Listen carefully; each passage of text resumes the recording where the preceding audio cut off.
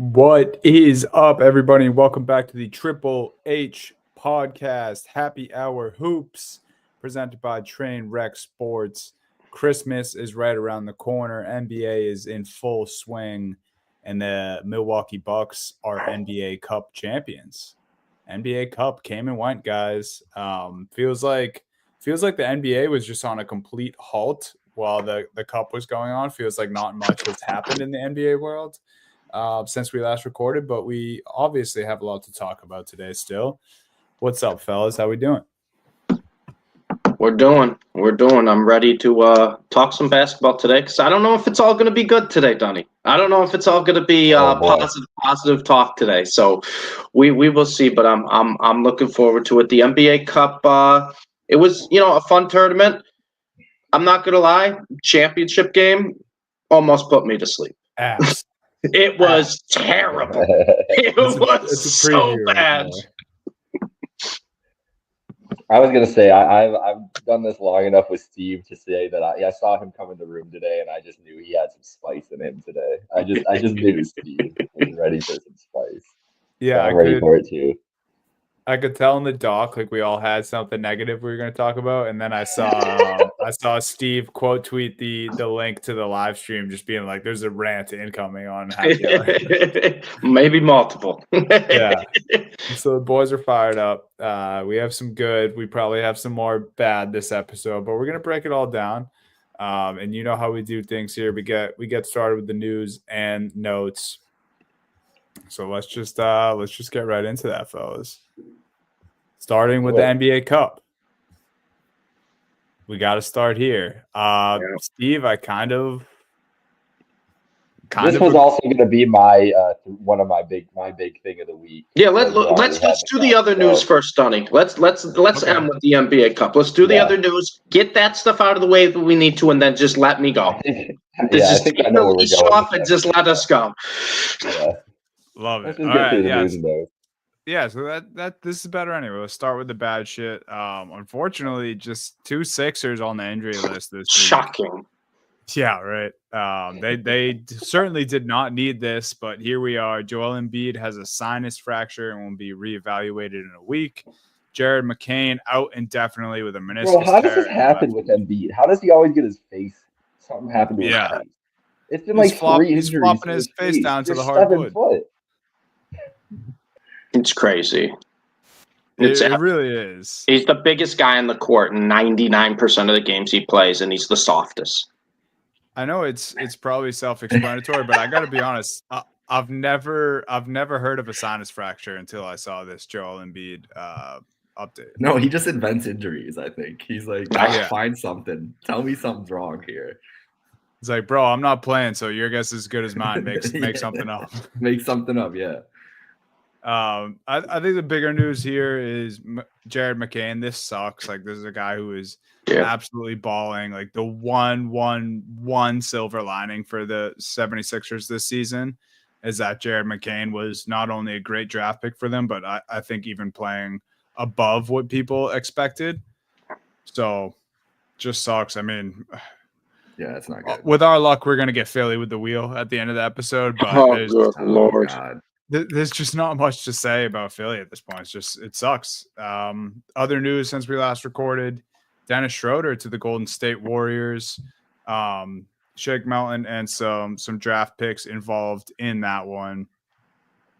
But yeah, Schroeder, a guy who had been on Golden State's radar, kind of another scoring, playmaking guard for them.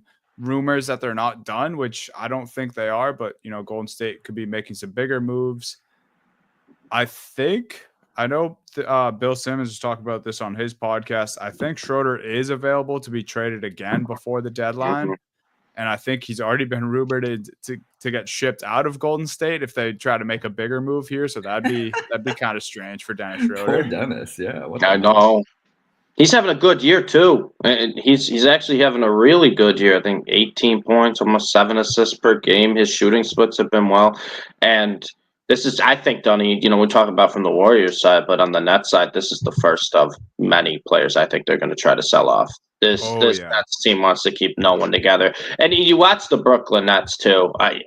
it's like half the team is just checked out of basketball, and it's crazy. Oh, bro, I think they were playing better to start the year than we thought. 1 quarter of Brooklyn Nets basketball. Oh, it's depressing. Cavs played them Monday night, and it was 37-17 after the first quarter. And I said, I'm going to watch other things. I'm going to do better things in my life tonight. And I was proven right. The Cavs won by like 30. They were down like 40 at halftime. It was depressing. And what's crazy to me is you look at the Brooklyn Nets, and this was a team that was kind of exceeding expectations at the start of the year. We thought they were going to kind of be near the bottom with the Wizards, and they were hovering around 500, getting wins they didn't deserve. And then, they lose a couple games, and then the whole team mentally just checks out.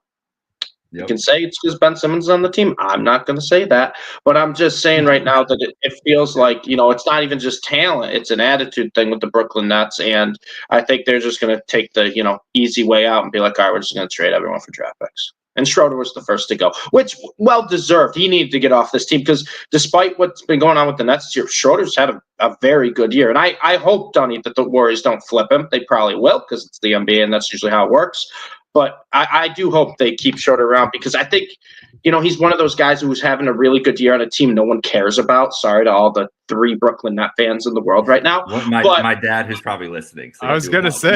I said 3. I said he texted me Monday night. It was like, this is good. Like, I don't even remember. It's to the effect of something that this. Like, oh no, they were up 7-0 early. He's like, the only time I'll be able to send this later. And then I got a text later when it was like 34. He's like, see.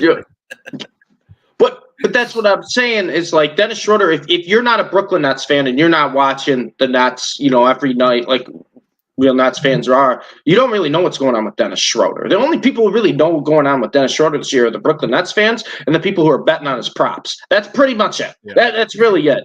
And he's having a really solid year. Props, honestly, yeah. Dude, he's been having a great year. So I hope that he sticks around in Golden State too. I know he's probably going to be lost in the shuffle there, but he's just the first to go. Who on the Nets roster are they not going to trade? Cam Thomas? That it? Well, probably Ben Simmons because no one's going to want to trade for him. That's my assumption. That's fair. That's Although I did see a rumor about my Cleveland Cavaliers inquiring about Ben Simmons, so take that for what it's worth. Well, like is a locker room guy? He's not playing. He's not playing on the Cavs rotation. Who's he playing over? Nobody. Isn't that funny? Because 2 weeks ago, I'd rather play Niang at this point. I know Niang can shoot at least. Yeah. I would too. Or will 2 weeks ago, I saw that the Celtics were the favorites to land Simmons if he were to get cut or waived by the Nets, and I don't really understand that either. It's because both of our teams just want to grab a wing if they can, and it's such a low risk. You can't call him a wing anymore. You can't. I'm sorry, you can't. He's the size of a wing, I guess. That's sure. What is he? I don't know. What position does he play? He's a. You could call him a. I have him on fantasy basketball as a power forward and a point guard. I was going to say you could call him a point guard that doesn't shoot, or you could call him an undersized center that good point guard center designation in fantasy would be crazy. It's pretty much what Ben Simmons is. He's not a forward. Yeah. That's probably why they did power forward. They're like, we can't put a center in a guard. Yeah, so point guard center. You can't do that. Also, I believe I said Shake Milton was part of the trade. I meant DeAnthony Melton, which for some reason I get those guys. When they were on the Sixers at the same time, they're the same guys in my head. That's what it is. They were on the Sixers at the same time. They were at the Sixers at the same time, and they were the same guys to me. They were the same player. Is he on Philly? No, he's on Brooklyn. Tough start right now. Explains everything. Tough start. We're really going through the NBA bye week right now. We're really going through it. We got Shake Milton in the first 10 minutes here. This is crazy talk. We've talked more Brooklyn Nets than the main media networks have all year long. Yeah, now we're gonna get. We're definitely getting the Nets. Yeah, 100%. 100%. I'm about to talk about Nick Claxton for 5 minutes. Can't wait. He might be a good trade at deadline person too. Honestly. He's gone. They're all gone. Yeah, if you know how to dribble and you have a Nets uniform, you're probably getting traded before the deadline. Johnny, you should want Nick Claxton. I think his contract's pretty expensive. I don't hate Nick Claxton. I love Nick Claxton. I think you're right. I think he did just get a deal recently. I almost made the joke that the Portland Trailblazers are probably just going to grab him and add now him we got to Nets the, and Trailblazers talking in the first 11 minutes. I know this is what everyone's tuning in for. Yeah, No, but here's the thing. It's going to be part of my gripes with the NBA Cup because anyways, we'll get to the Cup when we get through the news. Oh, we'll get to a lot. Yeah. Schroeder, I like the move. I hope they don't trade him. I think it could work out. Obviously, I wouldn't be surprised if they make more moves, but in the short term, I'm excited to see what Dennis Schroeder looks like playing with Steph Curry. Jimmy Butler sweepstakes. It's all anyone can talk about right now. It might have been because the lull in the NBA that we keep referring to, and that might be why we talk about all the things we're going to talk about on this pod, is just because we had a lack of games, more room for media, more room for rumors, all that stuff. Jimmy Butler, we don't have to spend too much time on this. I know we talked about it last week too, but it does seem like things are heating up a little more. He had this huge game this past week, 35 points, 19 rebounds, 10 assists. People, were speculating that they were showcasing Jimmy a little bit and just said, go out there and beat up on the Pistons, hike up that trade value. Where are you guys at? I know we discussed some Western Conference teams that his agent had put out or didn't, apparently. We're still up in the air with that one with Shams. Shams doubled down, bro. He went on that. He went on that and said, "This is the most vetted story I've ever done, and I am extremely confident in this." He's reaching. He's reaching.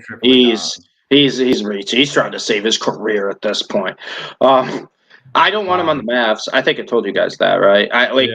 Not that I don't think Jimmy Butler's not a good basketball player anymore. I think he's lost a little bit of a step, but I like the kind of the core the Mavs have right now. I like what I've seen out of Grimes. I like what I've seen out of Marshall. Obviously, I love PJ Washington as that stretch forward. I just don't want him on the Mavs because I think they're going to have to trade one of their two bigs, Gafford or Lively, which I don't want to do, and probably throw in a couple of their role guys that I like. I like the Mavs rotation. They have the best net rating in the NBA when fully healthy. I'm just putting that out there. You don't want to break that up. Like it's like, you have a couple injuries and everyone starts panicking, but when they're all healthy on the court, they've been one of the best teams in the NBA. I said last week that I think Jimmy Butler's a good fit on Golden State. I still kind of feel that that's, even after the Dennis Schroeder trade, that could be still a possible landing spot for him. I think it would kind of fit. And I like what the Warriors are kind of doing, right, Dunny, where they just got like 4 or 5 number 2 options right now. They don't have a clear 2.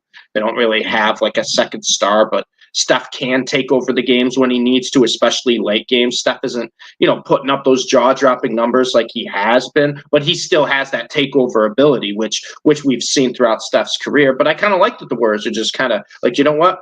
Maybe they'll kind of narrow it down come postseason, but right now they're like, we will play a 10-man rotation. We will play a 12-man rotation because all these guys are solid options, and any of these guys can kind of score 20 points as a number 2 option, any given night. So I think that's still a good fit for him, but I just, I don't want the Mavs to break it up for Jimmy Butler, and I do want to see him off the Heat because I think Jimmy Butler still has a little bit left. Me too. I think he's probably done in Miami. Not saying that I'm 100% sure the trade will happen, but all the guys can get traded as of 4 days ago, and it feels like once Christmas is over that the trades will really start like funneling in. Like it's kind of been like a league thing where like we're hearing the rumors start, but everybody's saying like making deals after Christmas. I remember seeing a Lakers report about how that's when Pelinka was said he was gonna like reevaluate the roster was after Christmas. So, which is nice. Like the NHL has a holiday freeze where you can't even make roster moves between the 23rd and 27th, so people don't get traded when they're having Christmas dinner with their families or anything. So it's a good idea. I think it's like an unspoken thing in the NBA, but maybe we'll get a big report on Christmas Day of a Jimmy Butler trade or something like that. It does feel like between now and February, he gets moved. Would you make this trade, guys? I just did this while you were talking because I hadn't thought about this option. I was going to say, you were locked in on something there, Jake. Jimmy Butler, the trade calculator. Jimmy Butler traded to the Cleveland Cavaliers. Oh, boy. For Karis LeVert, Max Strus, Isaac Okoro, and Sam Merrill.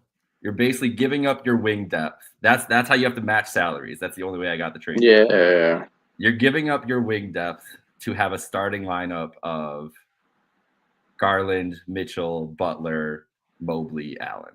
Do you think you're going to run into the? And you have Dean Wade still as a backup. Yeah. You think you're going to run into the same problem last year in the playoffs, though, where you couldn't play Allen and Mobley at the same time? I also am worried about that because I don't know if Jimmy Butler can play with those guys either. Exactly. That's kind of what I'm thinking about. That it's like that could be kind of the red flag of that deal. It's a lot of depth to give up, and like I said, I don't think the Cavs are in a position where they have to make a move like that. I think the Cavs can sit pretty for the most part. Get a couple minor pieces, but right now I don't think they'll do it. But I don't hate it if they're just like, we're just gonna 3-for-1 these guys that all kind of do the same thing. And how many picks do you think would have to be in that deal? That's the great question. Now they get Strus back, who they never wanted to lose, so that's a plus for the Heat here in this. LeVert in Miami would be crazy, and maybe they could turn. Okoro is not the ire of my Cavs hatred anymore. He's a solid role player, and honestly, he came around big time on Okoro last year. I think he was really good last year. Yeah, he just got better. Yeah, he was solid. And they just kind of found what he was supposed to be. Like, he's not going to be a star or a creator. He's going to be a 3-and-D guy, and that's fine. But I was like, I wonder if the Cavs could pull this off. And it's not a trade I hate. I don't think they should do it, but I don't hate it. That is funny that those are the guys that make the money work. Or all their guys that make like 10 and 15 million are all just the wings. Yeah, like, that's just how because they've been like just rotating and be like, we got to find a wing that works in this fucking system. I don't hate that at all. I'm in agreement with Steve. I think you guys, the way you are, should probably stay put. And I think imagine trying to score on that team though in the playoffs. Yeah.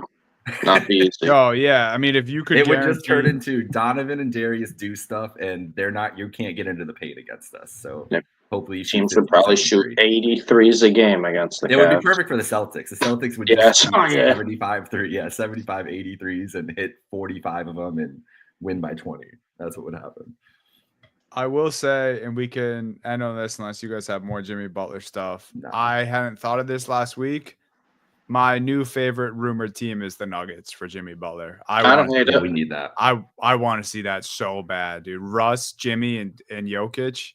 Just Russ and Jimmy on the same team. I'm interested in that. I would just love to see the chemistry, like not even like on the court, just like how Butler and Jokic would interact. Like the content from them would be hilarious. Because Jimmy, the interviews like serious Porter or Murray. Think it would have to be Porter. I was hearing Porter. I would give up Porter. I was thinking Porter too. I would give up. And Porter I think it makes the most sense for Miami too, because I don't think anyone really wants anything to do with Jamal Murray at this moment. Yeah, and Porter Jr. with Bam would be a fun tandem to build. And Hero, like just like some like weird, crazy offense for a year until they figure out a guard to play with that group. Like I think that could be fun because like if Miami trades Jimmy, they're obviously not trying to compete this year anyway. Mm-hmm. That's why I wonder if they would ask for Murray. Like Miami would ask for Murray because Murray seems like a guy who would thrive in Miami, like just his kind of personality and everything. And it would make more sense to pair Bam with, a point guard like that than bring in a ball dominant wing, or not a ball dominant wing, but just a guy who really can't do anything else. But pass. Yeah. Someone who shoots the ball. He doesn't. It's not like he's not like he pounds he's pounding the pavement or anything. No. He's as soon as he touches the ball, he shoots it. Yeah.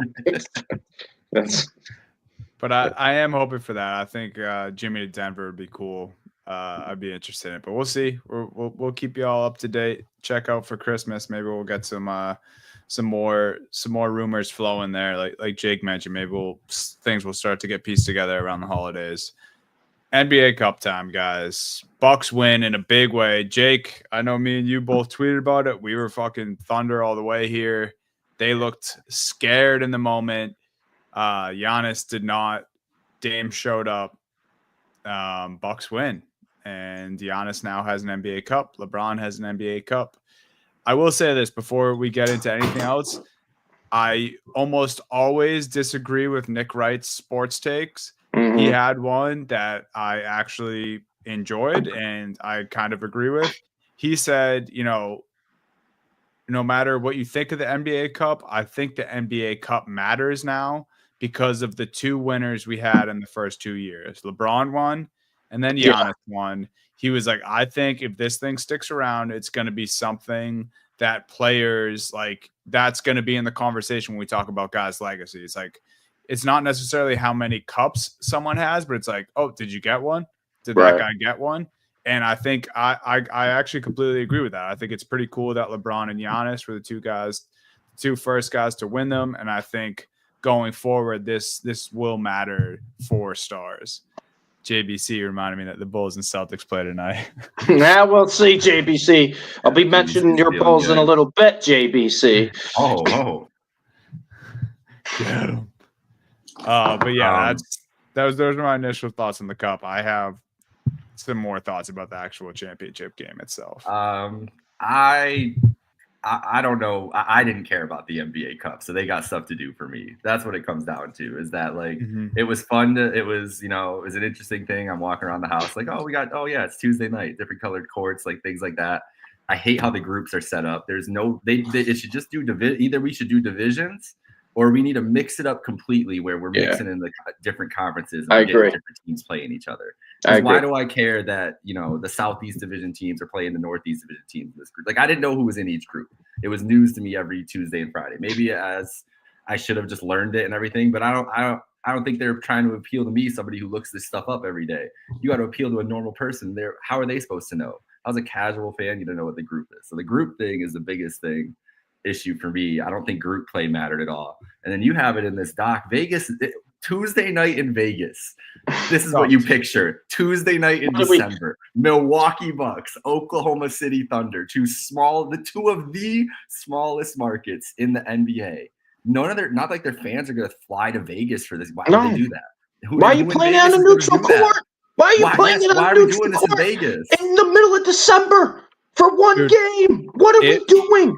It reminded me of regular season NBA bubble games. Yes. That is what the first half felt like. There was nothing. There was nothing. No excitement. They should do it. You know what would be different? You know what would be the way to fix it right here? Because you don't want it to just become a playoff thing. Just do it like the Champions League does it and do 2-game aggregate score in the championship. It's a much different thing to do. Each team gets a home game. Whoever has the higher point differential can get the second home game. So they have that, or they can pick which time they want the home game, whatever, and make it something that is not. It's got to be unique.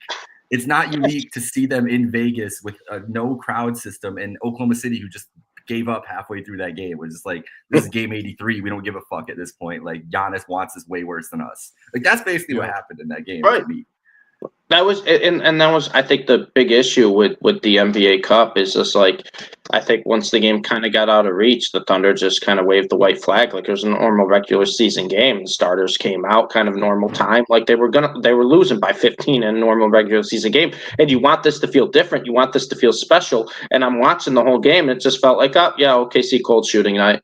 That's it, man. There wasn't really any crazy adjustments. There wasn't anything really different. They were trying to get into a free throw competition in the third quarter, which I'll get into because that may have been the worst quarter of basketball I've watched all season long. Was the third quarter of the NBA Cup Finals. But I think to your point, I think you're right. You got to make it feel a little different if you want to make it feel special. You want to make it feel important. And I'm sorry, a neutral court on a Tuesday night, when you got no NBA games pretty much 2 weeks. Why did they switch it to Tuesday? I don't know. Whose idea was that? I don't know.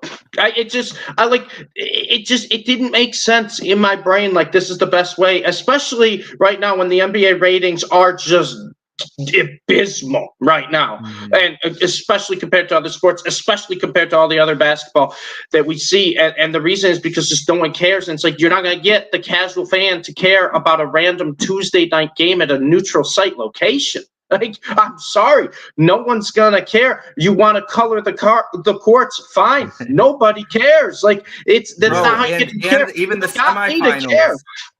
The semifinals at 4:30 on a Saturday. I know. Oh my God. In the middle of Saturday afternoon.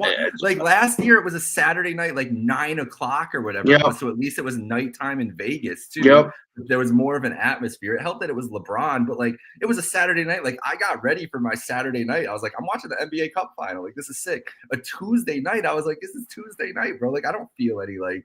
This just feels like a random thing going just a random on. Game. It felt like a regular season game. And they played it like a regular season game. Oklahoma City did, that's for sure. They didn't play it like a championship. No one cared. The only nice thing, I guess, that comes out of the Cup is the fact that I think Giannis said it, is that you can win. life-changing money for some of the young guys, right? Some of the young guys who haven't seen that kind of money before. And I think that's very important. I think he said one of his teammates is going to be able to get a house now in Iowa. I don't know if you guys saw that story. I think that's pretty cool. But other than that, I mean, what's the incentive, other than money? Like, do people really care about the Cup championship, Dunny? I know you're saying, Nick Wright saying because of the two previous ones, you have LeBron James, you have Giannis, who are two of the faces of the NBA in the past 20 years. They should care, but I just don't think you've gotten the entire league into care. To Jake's point, if they do it maybe a different format, like an aggregate total or something different, or maybe they're playing different teams, then maybe you get a little bit more interest. But to me, the NBA Cup was just like, oh, the colored courts are on tonight, and the guys are probably going to play later because of the point differential. That's really all it was, and it just didn't have that feeling of a big game or postseason basketball. I don't need it to feel like the playoffs. But let's say we got a Duke Gonzaga game in November. They're like 8-0 against 8-0. That game feels different when you watch the game, regardless of where it's played, regardless of where it just feels different. And that's just a regular season game. But, obviously it means a little bit more to them once you get to the, tournament picture and seeding and everything. But the NBA is trying to do a reason to make these games feel a little more different. It just didn't. And I'm not going to say the NBA Cup has been a failure because I enjoy watching basketball. I enjoy watching higher stakes basketball. But I can't get behind like the way the postseason is, where it's just like, all right, here you go. Single elimination. You play group play games are better than the knockout rounds in the championship. 100% agree. And you know what? That Tuesday night game just felt like, it's just one game on the NBA regular season slate. And I'd say the quarterfinals. I don't care. The quarterfinals felt like it too because it was in the arenas. Like Houston Golden State was an awesome. That felt like a playoff atmosphere. That felt like a playoff game. Like they just can't channel that into Vegas. I do think the thing with the group play. Why not just make the month of November the NBA Cup? Why can't every game in November just be the NBA Cup? Why do we need to do two? Don't confuse people with what nights that they have. The bouncing around is crazy. Yeah, that's another thing too. It is crazy, the bouncing around. If somebody like me that follows the NBA daily, like turns on a game on a Friday night and is like, oh yeah, it's an NBA Cup game tonight, like has that realization, then casual people are like, every time they're tuning in, they're like, what the fuck's going on? So just do it in November and make it just a whole event and like NBA Cup month, and you could do a whole thing about it, and the finals could be like the Monday after Thanksgiving or something like that, where there's no college football or NFL. And then it's like a Monday night football game, or then maybe it's that Tuesday after if you want to stick to your freaking Tuesday nights or whatever it is, but just something different. What I don't understand is, like, let's say, like, the Warriors played the Timberwolves. It's like, oh, it's a cup game. And then 3 days later, the Warriors play the Trailblazers. Oh, it's a regular season game. And then 2 days later, they play the Timberwolves again. It's like, oh, it's a regular season game. And then 2 days later, they play, like, the Suns. They're like, oh, it's a cup game. So what are we doing? Well, that's not a tournament. You want to make this feel like a tournament. Make it feel like a tournament. Be like, all right, you're playing game, and then you got the cup, and we're doing this thing in about 2-3 weeks, and we're getting it done. And you're playing games. Maybe you're not back to back, but it's every other night. You're playing a game. And here you go, tournament style. We're going to do it 3 days in a row. We're going to do it 3 days in a row, tournament style, and there you go. But the NBA, oh no, we can't play more than 3 games in a week. Oh, God forbid. We need to stretch this out for a month and a half, and we need to have the NBA Cup. There's some kid in the Big Ten who's going to play 5 days in a row in the Big Ten tournament this year. Yep, exactly. And that's why those conference tournaments are so good. Are awesome. Yeah, that's why they're so good. Those are in empty gymnasiums.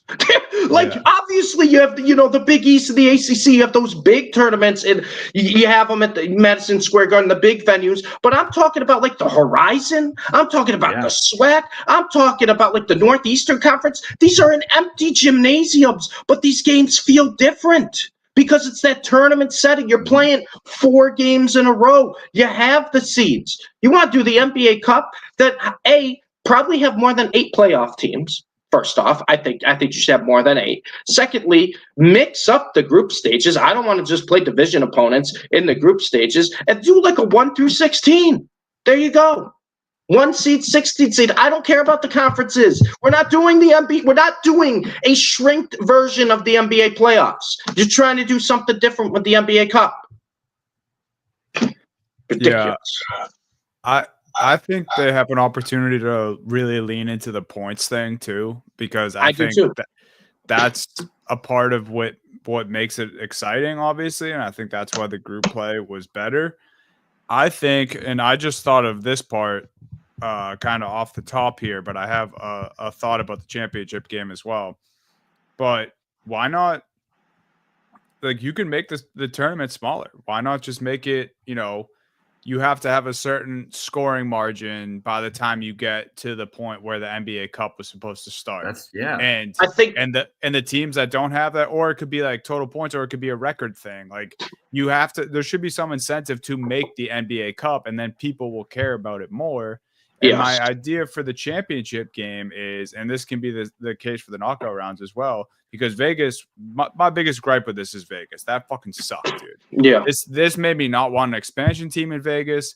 This made me just not want them to do neutral sites for these tournaments anymore. That was fucking horrible, dude. Any game that has a championship on it and you have a crowd like that was shameful to me. That was bad. It literally reminded me of the bubble. But a way you could do that too is, if you're going with the points thing, do the team that has the most points total gets home court advantage for the championship. Who's ever left and has the most points, you get home court advantage. You get an NBA Cup championship in your home gym. That's excitement right there. And we talk about it. Yeah, it was 2 small markets. That's why no one went out to Vegas. If you were at home for a Milwaukee Bucks game on a Tuesday night, or if you were at home for an Oklahoma City Thunder game in OKC on a Tuesday night, and the championship and the trophy was in the gym, that crowd's getting amped up no matter what night of the week it is. So I just feel like there's definitely more they can do here, and I think they should go the avenue of the points, because that's what makes the Cup different from regular season games, and I think that's how you can incentivize this thing. So, Donnie, I want to bounce off your point a little bit, because I think the best way to make this feel different, to get people excited, is the NBA Cup is where you should try out new rules. Or the NBA Cup is where you should get weird with it. Act like you're hammered and just be like, you know what? Yeah. Final 2 minutes, everything's double.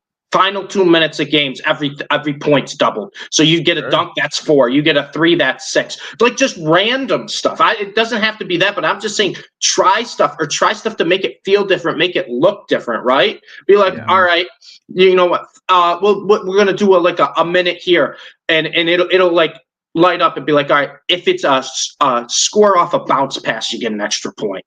Like, make these guys play differently. Like, make it feel different, because otherwise, like I said, it's just a regular season game with a colored court. And the NBA Cup Finals was a regular season game at a neutral site location, and nobody can convince me otherwise. There was one player in that game that I felt like cared a little bit, and it was Giannis. Yeah, that's it. So here's my final proposal after this.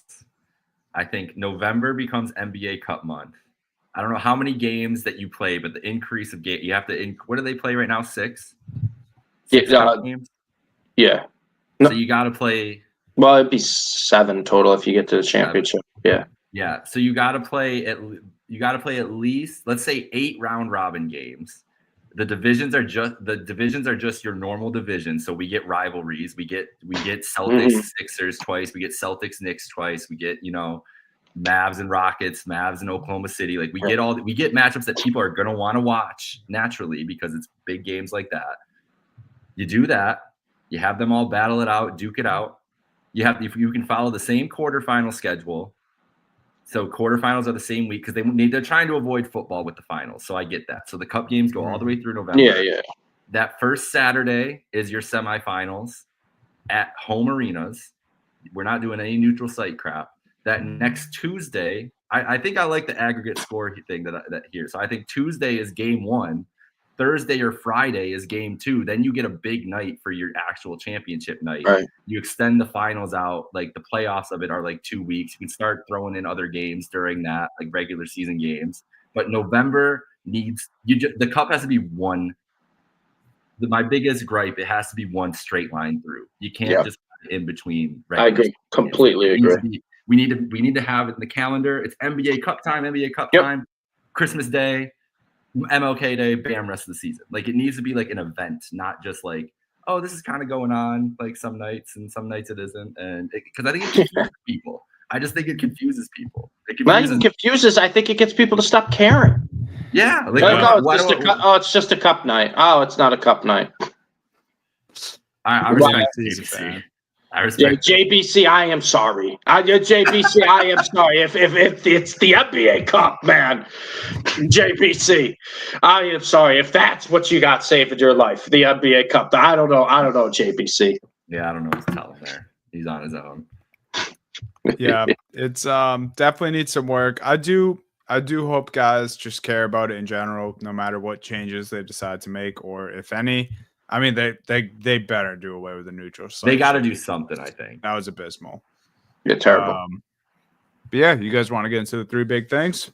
Yeah, I think I can start because it kind of ties in with the NBA Cup, especially that finals game.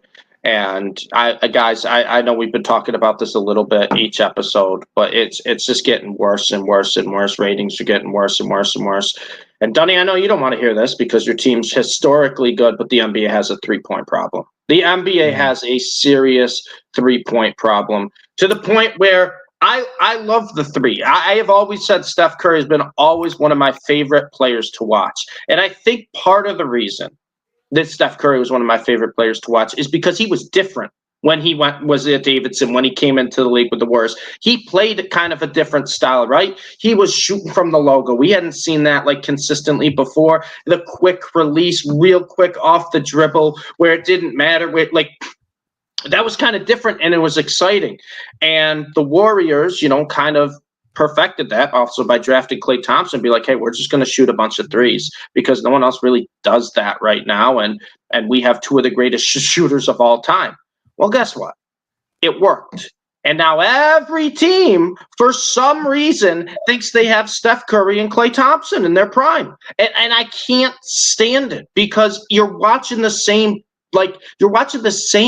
type of game over and over and over and over again. And the NBA has not turned into, who's got the better scheme, who's been the better team tonight. It's who just hit the most threes. These guys are all ridiculous shooters, right? They made the NBA for a reason. These guys are all super talented, super athletic, but we're losing so much because of teams shooting the three. And JBC, this is where I'm going to bring up the Bulls. Of course, this is where I'm going to bring up the Bulls because they are second in the NBA right now in 3-point attempts at 43.7 a game. And if you look at the Chicago Bulls roster, you see Kobe White, you see Zach LaVine, Ayo Dosunmu, Nikola Vucevic, you see Matas Buzelis, Patrick Williams. This doesn't just scream lights out 3-point shooting team, JBC. I'm sorry, but this is a team that shouldn't be shooting 43.7 3-pointers a game. And there's so many teams like this that shouldn't be. The Oklahoma City Thunder, part of the reason the NBA Cup was so boring is because you got an Oklahoma City team that's just like, oh, we're down, let's just chuck up threes. They went 5 of 32.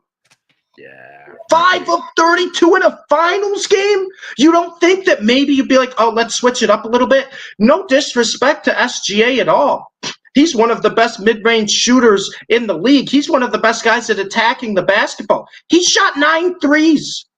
He was 2 of 9. He should never be shooting 9 threes. One of the most exciting young players in the NBA that we want to make the new face of the NBA, Anthony Edwards. Why do we want to make him the new face of the NBA? Not because he shoots 10 threes a game like he's doing this year. Because he drives to the rim and he's throwing up dunks that we haven't seen in years. Yeah, but he's not doing that as much anymore. Why? Because they care about their health. I get it. The NBA, they're 7-footers and they're as soft as a pillow. But regardless, they all just want to shoot the three now. Everyone just wants to shoot the three, and it drives me nuts because it's taking away so many great moments. It's taking away everything in terms of running an offense, spacing out the floor, and there has to be a solution to fix it, and it's gonna come down to a rule change because I'm telling you guys right now, just watch any random NBA game. Just turn it on. Everybody thinks they're playing 2K because they're running 4-out offense. You got one guy down in the middle, and you got 4 guys out around the arc. Sometimes they just run the 5-out if they're like, oh, we just beat you ISO. It's ridiculous, and I can't stand watching it anymore. And there's no one player to blame. There's no one team to blame. Boston Celtics. No, but regardless, but they've kind of perfected it, right? So I can't even get mad at the Celtics. You could shoot 51.1 threes a game, Duddy. That's the number they're shooting when you're making 19 of them. But the game shot locations is literally, it's a layup or it's a 3-pointer. And there you go. You bring it up perfect right there. It is actually crazy how we have so much of the court not being used, not to the point, not even where it's like they're not shooting from that spot on the court anymore. They're not even going to those spots on the courts anymore. Yeah. I'll tell you what, if you're wiping up the court at the end of an NBA game, you don't need to wipe. You don't need to wipe outside of the paint and before the arc. That's crystal clean. That hasn't been touched all game. And it's ruining it because every team looks the same. Every team looks the same. Every game kind of feels the same where it's like, oh, we're down 15. All right, let's hope we get hot from 3. Oh, we're up 15. Why is that? Oh, it's because we were hot from 3 in the quarter before. And the games just feel so monotonous and so repetitive. And it's just like we have so many incredible superstars in this league right now. I truly believe, and we've talked about this last year, Dunny, that I truly believe that this is the most talent we've seen in the NBA ever. I truly believe that. But these guys aren't being able to truly display their talent because they're just settling for the 3. And I get it. Dumb math. 3 is greater than 2. I understand that. But you have to put something in place to make us actually play basketball again. There is a viral clip going right now, the Lakers-Suns game. And I think it was like a 25-point game when this happened. But it was about 4 minutes of game time of just threes. Just shoot a 3, miss, rebound, go down the other way. Shoot a 3, miss, rebound, come down the other way. And there would be offensive rebounds. And I'm talking about like 5 to 6 inch height advantage, offensive rebounds. And these guys wouldn't even think about going back up with it. It was immediately looking to kick it out to a wide open 3. I don't know if everyone's just played 2K too much. I don't know. I don't know if that's the only thing the head coaches are doing right now. I don't even know if half the head coaches in the league are even calling plays or even doing anything because I'm watching the same game over and over and over and over and over again. And if you want to complain about NBA ratings going down, the product is the reason. It's not promoting the stars. Hockey, baseball are abysmal at promoting their superstars. The NFL's fine with it, but what league have we always said is the best at promoting their stars, is the best at giving their stars a voice? It's the NBA. What league is the best on social media? It's the NBA. So then why are the ratings for the games down in the gutter? I get we had the streaming service discussion or whatnot, but if the games were worth watching, people would actively want to get these subscriptions, or they'd actively want to go out and find ways to watch the games. The games aren't worth watching. They just aren't right now. These regular season games aren't worth watching. I know we each have our favorite teams and we want to watch our favorite teams, but I would be lying to you guys if there was a game I was planning on watching and I had it on the big TV and it gets moved to the small TV about halftime. Yep. Steve, you're not wrong. I was just having this conversation yesterday that the NBA is in danger of being like, it's a lot of things going into it. A lot of it is, I think there's not as many, and it was a big conversation about, like, Bill Simmons kind of started it yesterday too, talking about like who's the next guy in the league, like where's the league at and everything. And it's a big thing where the league is now full of guys who are second and third generation guys. That's not as relatable as the stories that it used to be. Like, it's harder to market these guys because there aren't the relatable stories. Like, there's no LeBron rags to riches story coming out right now. Like, all the biggest guys have been playing AAU their whole lives. Their dad's a former NBA player, or they're a European guy that American fans just aren't going to grasp to. Like, whether that's right or wrong, it is what it is.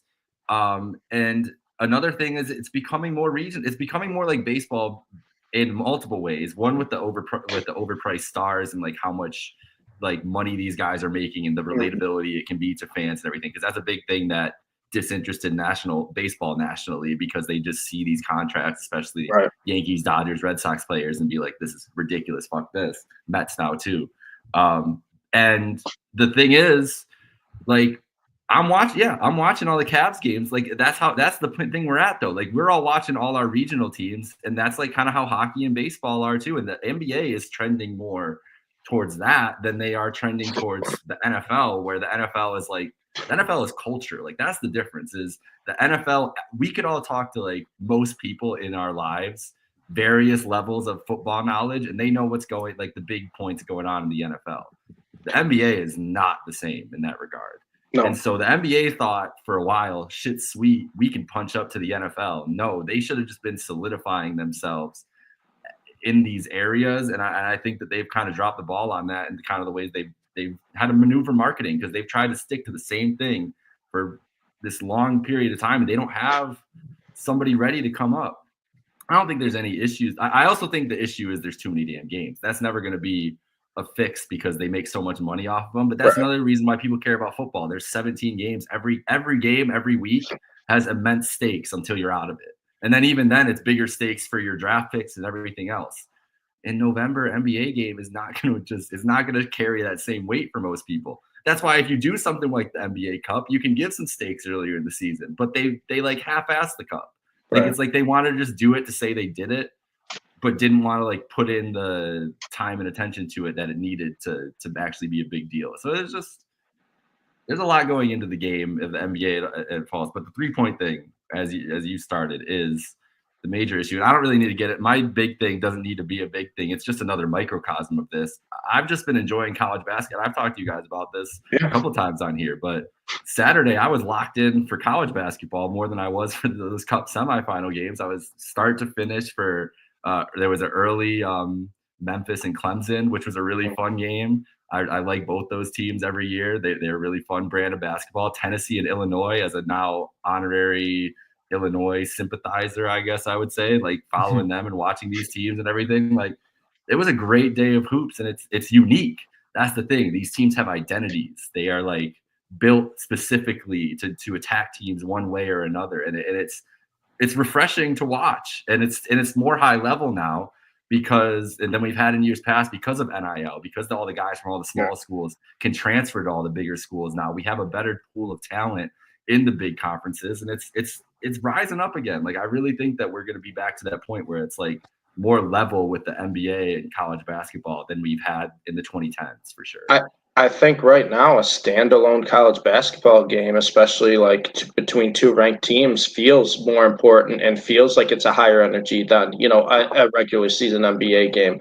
And it's just, and I think part of the reason too, and maybe this is just me, and I get that the NBA caters to more of kind of the public fans, right? But I feel like we see the same teams over and over and over again, the same matchups over and over again on the ESPN nights, on the TNT nights, right? And I get it. I understand the Lakers and LeBron is what gets the ratings, but the ratings have been down. And it's like, why not switch it up? I mean, if I understand it. I understand it to some degree there. But I also think, too, if you want to get people invested in the NBA, you got to get them invested in more than just a handful of teams. Like, there's so many people who probably haven't watched the Magic at all this year. Yeah. And they're a fun team to watch. They play good team basketball, but you don't see their games because they're never on. And it's just like, that's a self-fulfilling prophecy too, because if you don't put them on TV, no one can invest the time into them to care about them. And then you're like, oh, we haven't been able to build these stars. It's like, you could just put them on TV, take your lumps when people don't know who they are. Right. And in 2 years, they're going to be household names because they've just cognitive dissonance. That's how this shit works. But no, that's the big thing is they are leaning on LeBron and Curry way too much at this point in their careers, and Durant. And like you said, Steve, like the league's as talented as it's ever been. So that means we have more stars in faces than we ever have. It's like, just take a fucking chance. Put some of these other teams, like they have exciting players. They have studs. It did fuck them over that Zion just fell off the face of the earth, because Zion was positioned as the guy. He was going to be the Ja, right? Like and Ja too. Yeah. Like he was making waves. But I'm also saying too, like, I don't need someone to become the guy. I just think, on ESPN, just tonight we got Pacers Hawks. You know what? It maybe the ratings won't be as great as Sixers Celtics, right? I get that. But also too, like, if you have options to give people a chance to watch like some of these teams, some of these players, that's how I got into sports, guys. Like, on the bright side of things, though, I just watched games. I was like, I like this guy. I like watching this guy. I'm gonna root for this player. And it's just, I don't think we have that anymore. It just feels like it's the same teams over and over and over and over again. On the bright side of this, the one thing that I have hope for with the league here going forward is this new TV deal, because ESPN is still going to do their thing, but they have Inside now, so they're going to be a bigger deal. TNT, we love TNT because of Inside as much as anything. TNT is a network that has dropped substantially in the cable rankings of who is the most powerful, just the way that the issues that have gone on behind the scenes there. Like, TNT is not the same network that it used to be. It doesn't carry the same cachet in the TV world. So them getting off of TNT and being able to keep Inside is a win, honestly, for the league.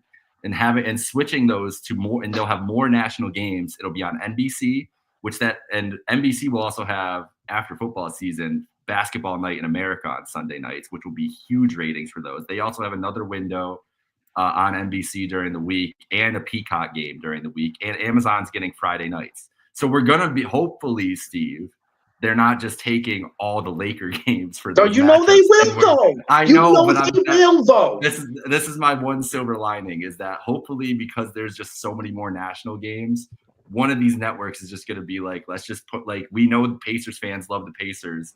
They're going to flock to Amazon Prime and buy this to watch this game tonight. So let's put Pacers Knicks or Pacers Heat or whatever it is. Like, especially with the streaming networks, because if, their local fans want to watch these games, hey, give us that $5 for that Peacock subscription. I hate that so much. I hate that so much. I know. I mean, I could rant about that for a while too. I'm not going to. Yeah, I pay way too much money for streaming now. Yeah, at this point. And that's the problem. I think when you brought up college basketball, right, Jake? What's so nice about college basketball? All you need is ESPN Plus. Yeah, every now and then there'll be a game on CBS Sports or Fox Sports, or you might have to have cable for a few games. All you need is ESPN Plus, and you can watch about 330 of the 350 teams in Division I college basketball.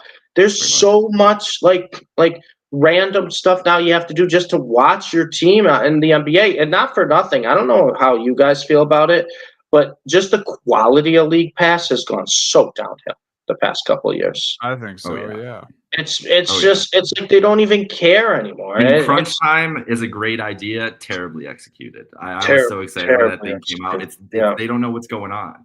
Like, they don't track games when it's important to track games. Not at all. And I don't want to get started on this rant because I could rant about 50 minutes for this, but I truly believe, and this is coming from as big of a gambling degenerate as anyone, I truly believe that player props is ruining the way a lot of people watch sports. And I think that's a big reason why it's ruining ratings. Starting 3 years ago. And like you said, Jake, I think part of the reason that a college basketball standalone game is better than an NBA standalone game, and I am on the side of college football over NFL, I'll fight anyone on that, is because of the fact that I think so many people now are just obsessed with the P word, parlay, and they want their player props to get rich on a little $10 parlay. And a lot of states, you can't do that in college sports. You can't really parlay the player props. You parlay teams, but you can't really parlay the player props. I have buddies that watch NBA games, and they're not watching the game. They're just watching. Let's say they took Tatum rebounds. Dunny, my buddy couldn't tell you the score of the Celtics Bulls game tonight, but I promise you he could let me know as soon as every rebound Tatum got. That's not the way sports are supposed to be watched. I'm sorry. And the reason I think college basketball and college football are just a more enjoyable watch for me over the NFL and NBA is because I'm just picking one team, and I'm watching the team, and I'm rooting for that team. And that's what we used to do as kids, right? When you guys were getting into the sports, getting in the NBA, you weren't just picking up because you're like, I like one player on that team, and I like when he scores 30 plus. No. Donnie was like, I just want to watch the Celtics win. That's all he cared about as a kid. I kind of did that, but it was LeBron James, so I think that's the exception to the rule. But my point is, I feel like so many people now who watch the NBA are even watching it for the wrong reasons. Because, like you said, that the regular season doesn't feel like it matters as much, right? There's too many games. The players are just shooting 53s a night. They're not really caring. And it's like at that point, everyone just cares about their player props. And it's just, I feel, and this comes from as big of a gambling degenerate as anyone. I will bet on any game. You tell me to watch South Alabama against Mississippi Valley State, I'm throwing a bet on that game and I'm watching that game. But the fact of the matter is that we got to start watching the games for the games. And the NBA clearly has bought into the gambling thing. You see how the NBA is with their gambling. Every night Chuck has his FanDuel parlay of the night. And I just don't think that's good for the sport. I truly don't. I truly don't think it's good for the sport to be watching a game and being like, oh, I need Jalen Brunson 24.5 points. And he gets 23 and you're upset, but the next one by 20. It's like, what are we doing? Like, what are we doing here?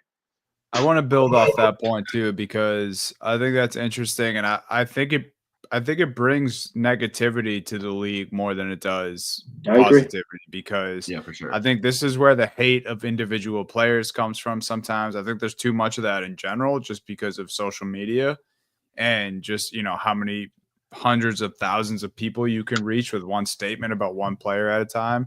And I think betting brings out the worst in that. And it's unfortunate because, like you said, Steve, like, who doesn't love to one, hit a parlay or to throw one on or just, bet on your favorite team or your favorite player. Like, yes, it's exciting, but let's try to keep them separate as much as we can, because there is a purity to sports. And I do think that, we're blurring the lines a little bit here. And I think it's a good point. I think negativity has become an issue, and, people who are maybe like halfway fans or only care a little bit see just all this negativity or shitting on, someone who they thought was a idolized player. And they're like, oh, maybe this guy does suck. And it's like people going in without even giving the sport a chance. Right. I also, Jake, I love your big thing here, because college basketball is taking over basketball culture again. Like, I think it is, just because that college basketball always play basketball in its purest form.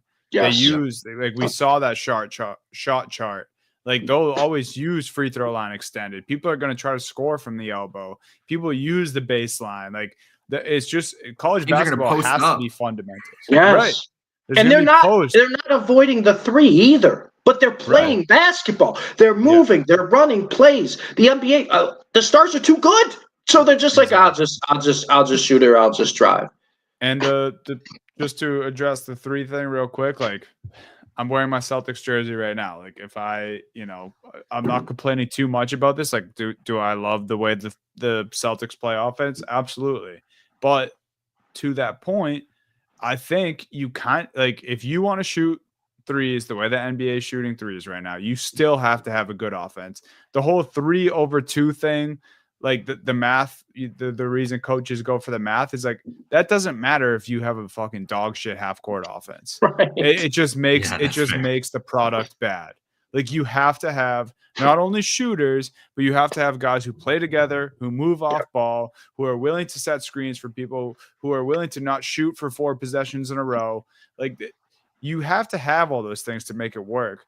The Celtics are loaded the last few years. They have shooters all over the floor. This is why it works. It doesn't work for every team. And you can't just emulate that because it worked for a season, or it worked for a team a season ago. And I think that's part of the problem.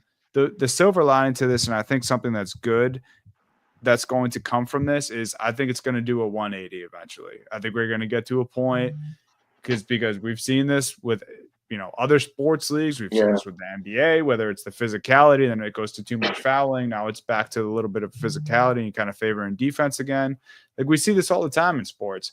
So I think when we do get to a breaking point, which I think we're close to with this, is it probably will be nice on the flip side when we do see, a team break the trend and try to start winning in other ways. And maybe the mid-range comes back, or maybe post-play, like Jake mentioned, comes back in a big way. Whatever it is, I do think we're due for a change, and, I'll be happy when it comes. I don't hate the 3-point line. I don't think they should get rid of threes. I think, that's crazy drastic, but obviously, it's something that people don't like to see too much. And yeah, it's just like you said, Steve, like, they're too talented, but like they're almost too talented to be taking this many threes too. Right. It's like Exactly. show us something. Beat Right. someone off the dribble. Like you're too fucking good. You guys trained your whole lives to get to this moment. Don't just settle. Like let's watch basketball. And that's the thing that my main point is, Dunny. I don't want the three to be removed from the game, but I want it to be a part of a game, not the full game. And like you said, Dunny, like it's unacceptable that we have these superstars just taking 10 plus threes a night and settling. Yeah. And I get it. I get that's what the Warriors did with Curry and Clay, and they created a dynasty, but they're the exception to the rule. Like Anthony Edwards should not be taking 10 threes a night. I'm sorry. Like, Dunny, I think you can agree. I know Tatum shoots a lot of threes, but he's at his best when he can do that little turnaround mid-range shot. Frustrating, bro. Right? Like before they got over the hump and got the championship last year, like, and even still, there's regular season games now, but like there was playoff games over the last 3 years where I was in disbelief. I'm just like mad, like how can you be that strong, that talented, and you're settling like this, especially when they're not going in. Right. That's the most frustrating part, and that's why it becomes a bad product, because even on poor shooting nights for these teams, they just keep chucking them. Yep. If one thing, if you're shooting at 50% clip and you continue to shoot them, but yeah, I mean, like you said, we can go on forever about this. I hope it does the 180 and we get a switch here soon. Obviously, some changes need to be made. Hopefully things, when it starts to get more competitive and we do pass the holidays and we get to All-Star Weekend, which I'm going to talk about in a second, but hopefully things start to ramp up, become more competitive, and maybe we see some less threes. You guys ready for my big thing here? And then we can grip the wheel. Oh yeah. So for my Grinch fans out there, I hate, double hate, loathe entirely the new All-Star format. I fucking hate it, bro. This isn't it. It's just not it. And I put here in the doc, and I'm gonna say it to you guys too. I hope I'm wrong, but this whole 3-team thing, Kenny, Shaq, and Charles are gonna be the GMs.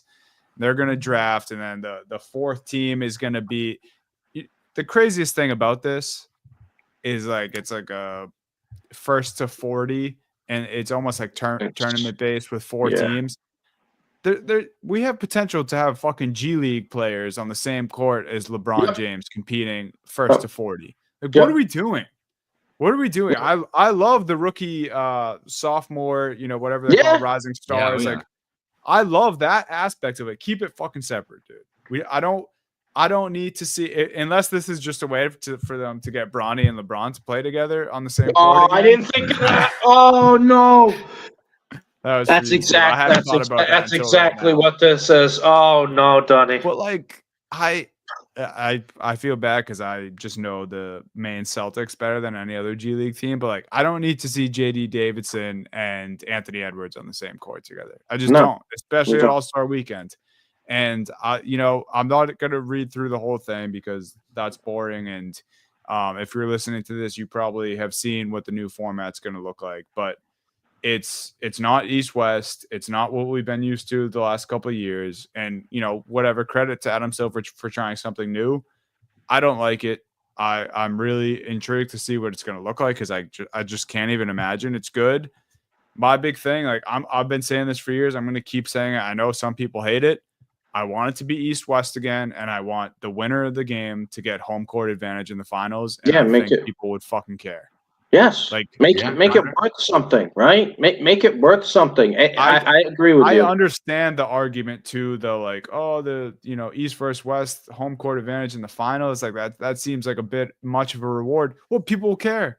People will care. And if you're an all-star and you are held to that standard, and that's how good you are in a season, your team should be competing. And if they aren't, then maybe time to take a look in the mirror. Obviously, injuries. Of course they happen. Sometimes shit happens and shit comes up. But, for the most part, if you are that good of a player where you make an all-star team, sometimes there's multiple players on the same team who make an all-star team. You guys should be in a competitive spot. You should care about the all-star game. You should care about the fans. And the winner gets home court advantage in the finals. I don't know why we ever got away from that. I don't hate that. I think that's a good idea. I think the way that sports have been trending with the All-Star games, I don't know if we're ever going to get back to that point because of how it's been trending that way. And I don't like this format either. Because it just doesn't feel fun. It just doesn't feel like something I want to watch. If you want to get me to watch something that's not a game, like East versus West or an actual All-Star game, just have the superstars play one-on-one, like $5 million prize pool for the winner. That would be sick. That would be sick. I'd love to watch that rather than this. Exactly. And I don't think we are ever going to get a game where the teams, go full try hard West East. That would be awesome, Dunny. Trust me. I would absolutely love that. But I also too didn't mind when it was West East and they didn't really care and they were just throwing up wild alley-oops, or they were just sometimes would be like, let's ISO one-on-one here because one of us have made like 4 threes in a row and the others, and we're gonna play each other. Like, I didn't mind that. This right here, I can't get into 4 teams. That's just my biggest rotating thing. in. Who cares? That's who cares? My biggest thing is what do they think the All-Star game is gonna be? Like, do they think everybody's going to, like, lock in every year for the All-Star game? It's never going to happen. People are going to throw it on President's Day weekend. If they're not doing anything Sunday night, they might go out of their way to watch Saturday night. Like, Saturday night's still fun. You got the dunk contest, 3-point contest. Like, I'll love that forever. Bring back props in the dunk contest, please. Yes. It's a diminishing return, though. Like, what is the best case scenario for the All-Star game? They're never going to, like you said, they're never going to try as hard as they should. Like you doing all these different gimmicks are just confusing people every year, and it's not an appealing gimmick. Like, it's similar to what the NHL did a couple years ago, but the NHL didn't decide to bring AHL All-Stars into the mix. It was just their All-Stars. So it's weird. Like, it's really weird. The G League, and you got to think the G League team is going to try really hard, and like that's going to be a weird dynamic with those guys going like as hard as possible. And I think that was like their thought. I think that's is that going to make the regular stars like try harder, or is the G League team just going to? Because they don't have to beat them. Yeah, or they're really not going to care, and that team's just going to win because they are like and then actually trying. And then someone's dad's going to be watching, and be like, "Who the fuck is this guy?" Yeah, and we're never going to hear from him again because it's some G Leaguer who's going to be like a 10th man, best case scenario. Yeah, so it's weird. It's funny because it's like we're right around the holidays here, and we just could not have had more of a negative episode just because they weren't getting on the league that we love. Stupid cup schedule where they didn't decide they wouldn't let. We didn't have games. Why are there no games yesterday? Why were there no games yesterday? Yeah. I was searching like random calendars on the internet to be like, is there some you can put like fucking 3 day games. that I'm missing? You can get 3. Is it like National No Basketball Game yesterday or something? How about this? Real quick before we get to the wheel, let's say one positive thing. Yeah, sure. Guys, we got NBA Christmas coming up in 6 days. We got NBA Christmas coming up in 6 days.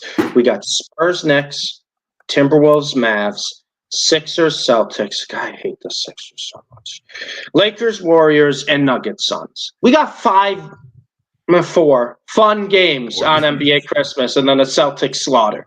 But I just have to say something positive, because you're right, Dunny. It's the holiday season. We've just been pooping on the NBA all episode. NBA Christmas, 6 days. It's gonna be a fun slate. Fun slate. I'm excited that we get to see Wemby in Madison Square Garden. I think that'll be sick. I hope all the superstars play. That you always cross your fingers with that in the NBA because you don't know. But obviously, Lakers, Warriors, LeBron versus Curry. If they both play, I can't wait to see Timberwolves, Mavs. They can run that for Christmas too, right? Yeah. Nuggets, Suns, sure. I like it, and like I said, the 76ers are an absolute joke right now. Celtics will win that one by 30. But regardless, that should be the Cleveland Cavaliers next. I would hope so. But the slate's not bad, and I am looking forward to NBA Christmas. I always say that I think NBA Christmas, in terms of like the quality of games, is better than Thanksgiving football. Christmas football is going to be cooking, though. Yeah, it is. Christmas football will be cooking. Okay, well, Donnie had to go run out quick, so we're just gonna spin the wheel, Steve, and see what our. Let's just do it. This might be 2 minutes. Well, yeah. Well, let's hope we have some good luck today from the wheel. Come on. Mm-hmm. Oh yeah. The way this episode's going. Okay, all right, not too bad. No, we did talk about them a little bit, but only just their. They really gave up on did in the NBA Cup. It was crazy. They did, but this is like I said, I think this is the favorites in the West right now. This is a very, very, very, very, very, very good team. I will say one positive from the NBA Cup. For the Thunder was Hartenstein started off the great fantastic. I think he was 6 of 6 from the floor, 13 points, like 9 rebounds at the half. He was playing great, and he's kind of the guy that they need. And I'm excited to see when they get Chat back, what it can look like with him. But there's not much else to say about the Thunder, Jake. This was a team that was ahead of schedule last year, played really well. I'm not going to give them a pass on the NBA Cup. I know there's been a lot of jokes about them shying away from the moment. The SGA, I even made one when he doesn't get a favorable whistle, that he's just laying bricks the whole time. But regardless, this is a fun team. This is a team that's been playing together for about 3 years. They have the chemistry. They have the superstar in Shea. This is a team where I don't want to say it's NBA Finals or bust, but you got to imagine right now that in their mind, they probably think that it's NBA Finals or bust right now, and they have so much picks and everything for the future. And I love the chemistry of this team, but I would not be shocked if they won the NBA Finals this year. Not in the slightest. Maybe don't shoot 32 threes, 5 of 32 from there. I wouldn't be shocked, but the West, I don't think it's going to be tough to get out of the West this year. Like that, like right now, the Timberwolves are the 7th seed. Like I mean, I don't know if they can beat the Thunder in the series, but that's a very high quality, dangerous 7th seed. Dangerous 7th seed. The Suns and Nuggets at 5 and 6. And Memphis and Houston have been awesome this year. So Oklahoma City is definitely the favorite in the West, but I think the West is gonna. I mean, I'm not even gonna. I think both conferences are gonna be battles into the second round, into the conference finals. Honestly, I'm not penciling my Cavs into the conference finals with the way the Knicks, Magic, and Bucks are kind of rounding into form here too. Like the top of the East is gonna be brutal. Like you think the Thunder finishes the 1 seed in the West? Yeah. I do, but they're 3 games ahead of Memphis right now. Memphis, 3 games ahead of Memphis. Memphis is they look like the Grizzlies again. I think I'm fully bought back in as the Grizzlies as a contender. So, Thunder got the best point differential in the NBA too, 12.1 points a game, which is really, really good. They rate very, very high in that offense and defense. And like I said, in the playoffs, you need a superstar to take over. Yeah, and a point and a half more than the Cavs too. Like they're outpacing everybody. And I'll be the first one to say it. Despite them losing to Dallas last year in the playoffs, SGA probably had the best series. Was the best player in that series, and that's all you need. You need a team that can play defense. You need a team that is a physical team when it comes to playoffs. You need a superstar who can take over. And the Thunder have all that. Yeah. They really do. I don't think there's anything stopping them now. I'll take the Mavs over them in any playoff series, but hey. And right now they're up 13 in Orlando, so a good bounce back from Tuesday night. Yeah. Poor Orlando. Yeah, it's been a tough run for them. This year, but hey, that team's gonna be nasty once they're healthy. Yep. But all right, Dunny signed off here. We'll sign off for Steve, Jake, Micah. Thanks for joining Happy Hour Hoops. We probably won't be back next week. I'm not sure what our Christmas schedules will look like. Yeah, it'll probably be the week after. In the new year. So yeah, probably in the new year. So we'll be able to break down a lot. Hopefully some trades and stuff like that. We'll see what happens. But folks, enjoy your happy holidays. Enjoy your holiday. Enjoy your time with your family, and we'll see you in the new year.